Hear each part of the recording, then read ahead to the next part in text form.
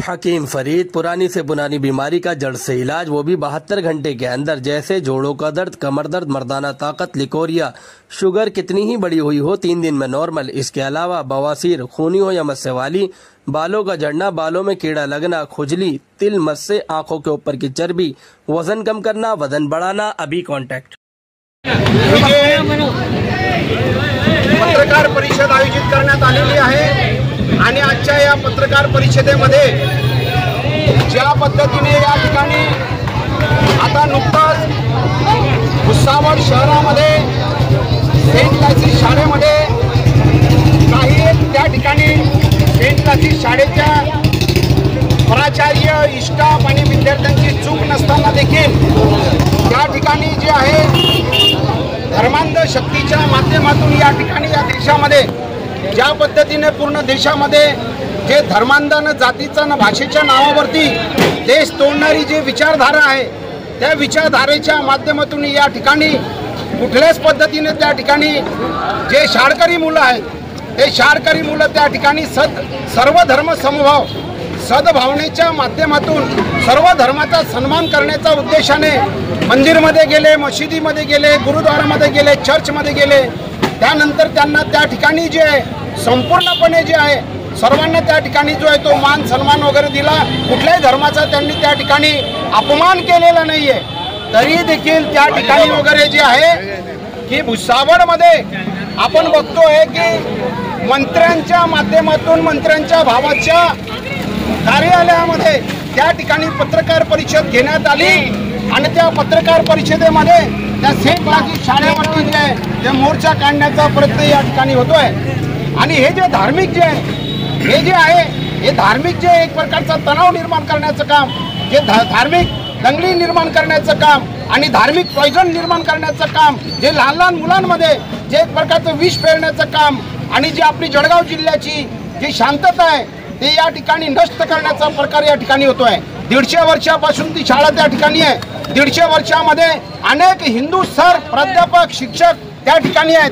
90% हिंदू मुलं त्या ठिकाणी शिकतात आणि त्या ठिकाणी एवढं सगळं असताना टीचर लोकांनी माफी मागितली, विद्यार्थ्यांनी माफी मागितली, सर्वांनी माफी मागितलेली असताना देखील त्या ठिकाणी जी आहे भारतीय जनता पार्टीच्या वतीने परवाच्या दिवशी उद्याच्या दिवशी मोर्चा निघणार आहे।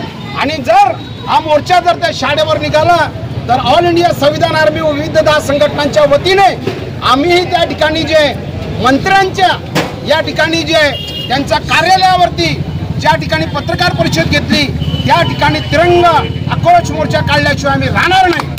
कारण की तिरंगा आक्रोश मोर्चा कशासाठी?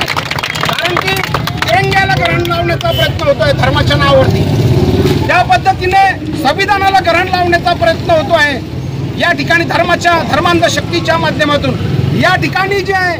आणि त्याचबरोबर जे आहे डॉक्टर बाबासाहेब आंबेडकरांनी जे 140 कोटी जनतेला संविधान दिलं त्याला आणि भारताला या ठिकाणी ग्रहण लावण्याचा प्रयत्न होतोय। म्हणून हा तिरंगा आक्रोश, म्हणून हा संविधान आक्रोश, म्हणून हा भारत आक्रोश की लहान लहान मुलांमध्ये आणि शहरामध्ये तुम्ही शांतता भंग करू नका, अन्यथा महात्मा गांधीच्या पुतळ्यापासून त्या ठिकाणी आमदाराच्या कार्यालयावरती जो आहे आम्ही तिरंगा आक्रोश या ठिकाणी काढू।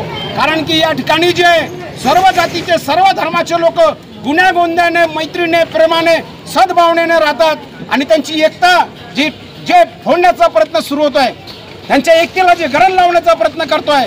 म्हणून एकता, एकात्मता, अखंडता जे आहे ते आम्ही टिकू। आणि जर या ठिकाणी त्यांना परवानगी जर रद्द नाही केली तर 19 तारखेला आमदार संजय सावकारे मंत्री तुमच्या घरावरती नाही, तुमच्या कार्यालयावरती ज्या ठिकाणी तुम्ही या ठिकाणी पत्रकार परिषद घेतली तुमच्या कार्यालयावरती जगनभाई सोरणे मोर्चा आणल्याशिवाय राहणार नाही। आम्हाला नगरसेवक पदाची गरज नाहीये, आम्हाला आमदारकीची गरज नाहीये, आम्हाला देश टिकला पाहिजे। आणि नेपाळ सारखं तुम्ही या ठिकाणी भारतामध्ये करता, त्या ठिकाणी ते फ्रान्स सारखं तुम्ही करता, त्या ठिकाणी जे आहे बांगलादेश सारखं तुम्ही करता। अरे नेपाळमध्ये प्रधानमंत्र्यांचं घर पेटवून दिलं, राष्ट्रपतींचं घर पेटवून दिलं, संसद पेटवून दिली। तशा पद्धतीने अराजकता तुम्ही का जळगाव जिल्ह्यामध्ये निर्माण करू पाहता, हिंदू मुस्लिम दंगा करी पाहता? म्हणून हे चालणार नाही। म्हणून तिरंगा आक्रोश मोर्चा 19 तारखेला दुपारी 2 वाजता आम्ही तुमच्या कार्यालयावर आणल्याशिवाय राहणार नाही। नाही तर तुमचा मोर्चा रद्द करा, तुमची परवानगी मोर्चाची रद्द करा, शांतता भंग आम्ही होऊ देणार नाही. धन्यवाद. जय तिरंगा, जय संविधान. खबरों में बस इतना ही. देखते रहिए बीके टाइम्स न्यूज लाइव. अगर आपने हमारे चैनल को सब्सक्राइब नहीं किया है तो सब्सक्राइब कीजिए और बगल में लगी घंटी के बटन को दबाकर ऑल पर क्लिक कीजिए ताकि आपको सच्चाई के साथ दिखाई जाने वाली खबरें मिल सकें. जय हिंद. सब्सक्राइब कीजिए हमारे चैनल को और बेल आइकॉन को दबाइए.